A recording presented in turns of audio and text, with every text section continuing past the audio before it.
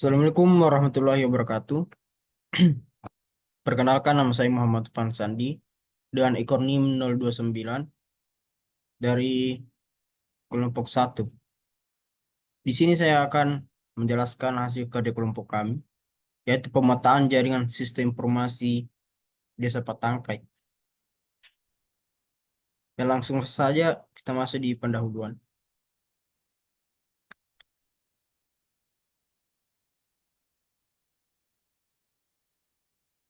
Untuk eh, pendahuluan, pemetaan jaringan sistem informasi desa menjadi esensial untuk mengoptimalkan pelayanan masyarakat dan meningkatkan transparansi dalam pengelolaan sumber daya yang ada di desa.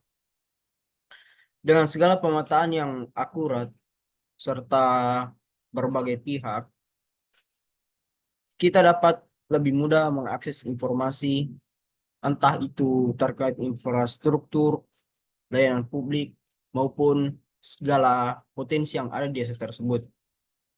Tujuan utama dari pemetaan ini dibuat untuk menyediakan gambaran yang lebih jelas serta terperinci mengenai wilayah desa, infrastruktur utamanya, serta fasilitas penting lainnya yang ada di desa tersebut.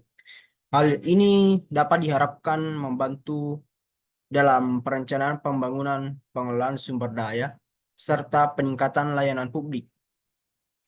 Manfaat yang dihasilkan mencakup peningkatan efisiensi dalam perencanaan dan pengelolaan desa, kemudahan akses informasi bagi masyarakat serta pemangku kepentingan, serta dukungan terhadap transparansi dan akuntabilitas, fasilitasi pengembangan ekonomi dan sosial melalui pemanfaatan data yang lebih baik. Untuk deskripsi desanya yaitu, untuk nama desa itu Desa Patangkai. Lokasi geografis, Desa Patangkai ini terletak di Kecamatan Lapariaja, Kabupaten Bone, Provinsi Sulawesi Selatan. Secara geografis, desa ini berada di bagian tengah dan timur Kabupaten Bone, yang merupakan juga salah satu kabupaten terbesar yang ada di Provinsi Sulawesi Selatan. Desa Patangkai memiliki topografi yang bervariasi, mulai dari dataran rendah hingga perbukitan, dengan batas wilayah yang berbatasan dengan beberapa desa di Kecamatan Lapariaja. Untuk website desa bisa diakses di https://patangkai.digitaldesa.id.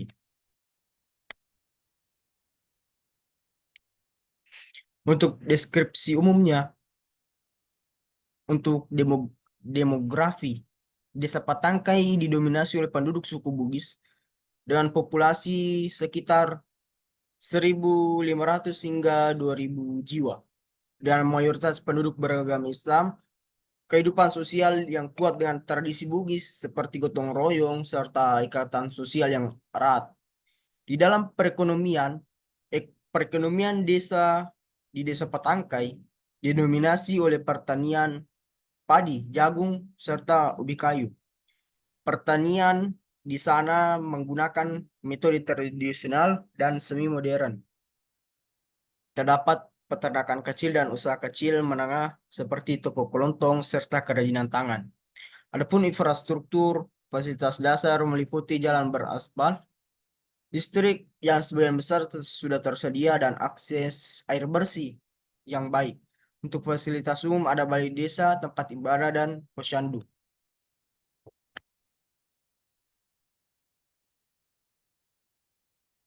Untuk metodologi dalam pengumpulan data, di sini kita menggunakan survei lapangan, Google Earth, Google Maps, serta website desa.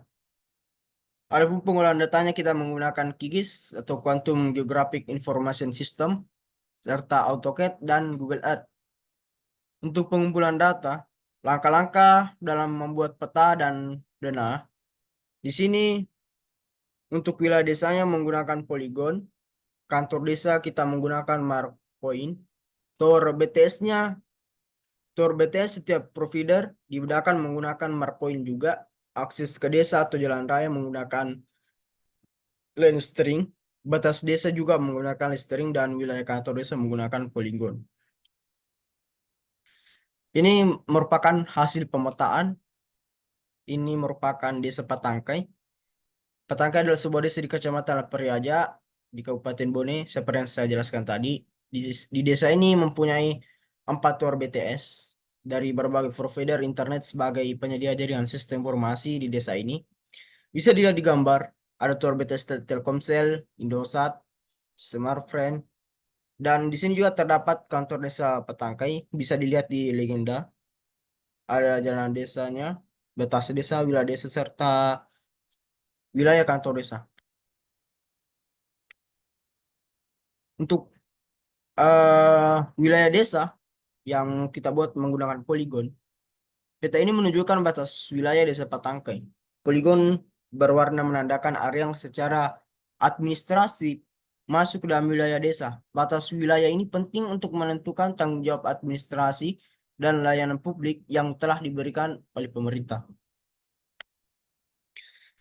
Nah, batas desa yang menggunakan listring. Garis pada peta ini menandakan batas administrasi dari desa Patangkai, yang di mana batas ini penting untuk keperluan legalitas dan administratif, termasuk pengelolaan lahan dan pelayanan publik di sana.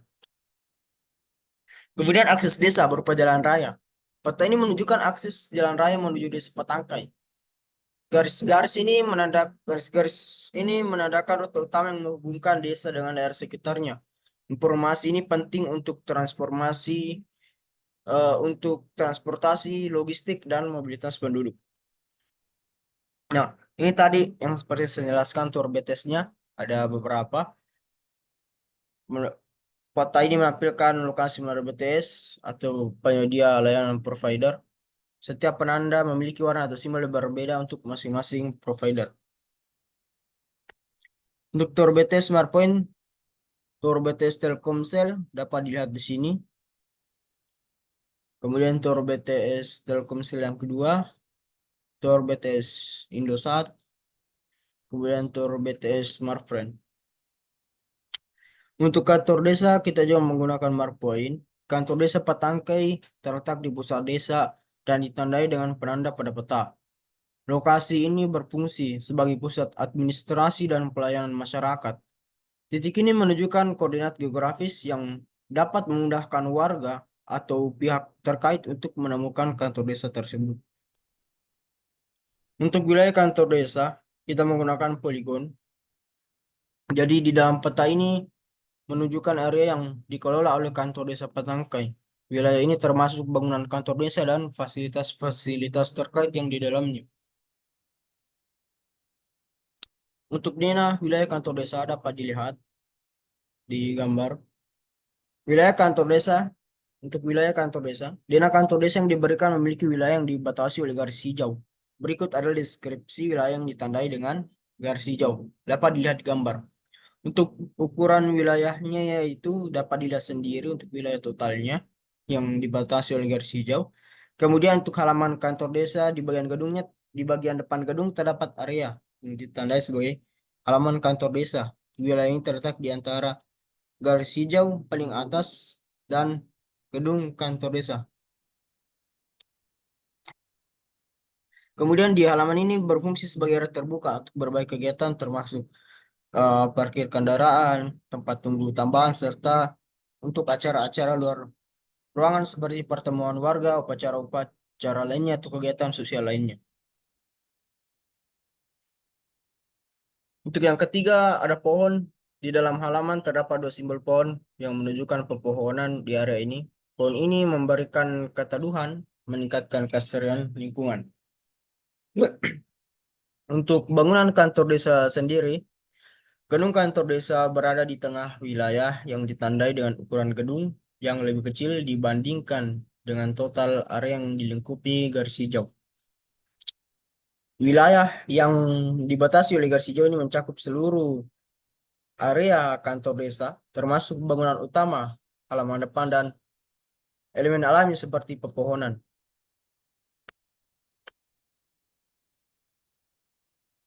Dina kantor desa termasuk juga ruang komputer dengan dimensi.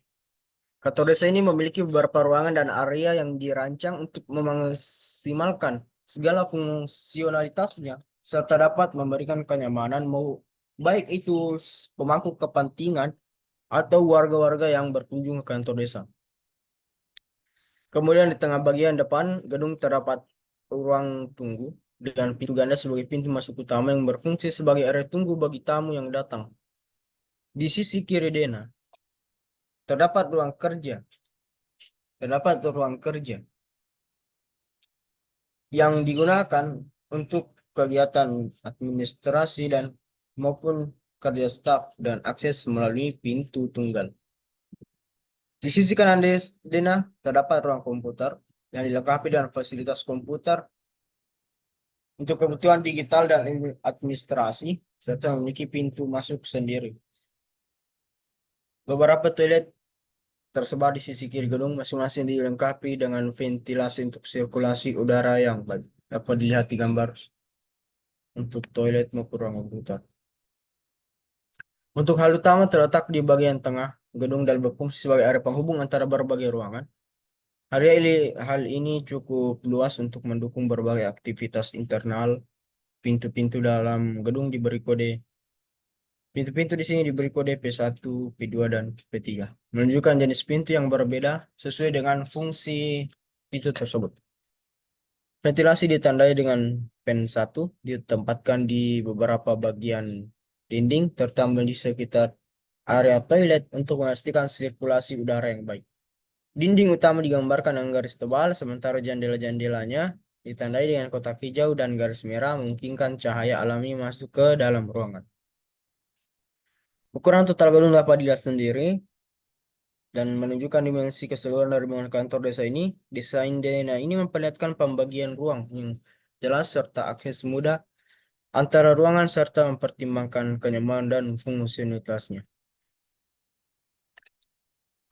Untuk saran dan kesimpulan, ringkasan dari hasil pemetaan yang kami buat menunjukkan bahwa pemetaan dan denah yang dibuat memberikan gambaran yang jelas dan terperinci mengenai kondisi geografis, infrastruktur, serta fasilitas-fasilitas di desa tersebut. Ini membuktikan bahwa pentingnya pemetaan dalam mendukung perencanaan, serta pentingnya pengelolaan desa secara efektif. Untuk saran, ada beberapa saran yang sudah ditulis, yaitu yang pertama pengembangan infrastruktur. Di sini kami menyarankan untuk meningkatkan aksesibilitas dan fasilitas desa berdasarkan data pemetaan, pemanfaatan data untuk perencanaan, dengan menggunakan data yang diperoleh untuk perencanaan pembangunan jangka pendek maupun jangka panjang. Peningkatan layanan publik, transparansi dan akuntabilitas, yang dimana dapat meningkatkan transparansi pengelolaan sumber daya desa dengan menyediakan akses terbuka terhadap data pemetaan kepada masyarakat. Dan yang terakhir ada pelatihan dan sosialisasi. Melakukan pelatihan bagi aparat desa dalam penggunaan alat pemetaan serta penggunaan teknologi informasi agar dapat mengelola ataupun menghasilkan data yang lebih baik nantinya. Mungkin sekian dari hasil kerja paparan dari hasil kerja kelompok yang telah kami lakukan, dan mungkin masih ada hal-hal yang perlu kami kembangkan di dalamnya dan segala kekurangannya akan kami perbaiki.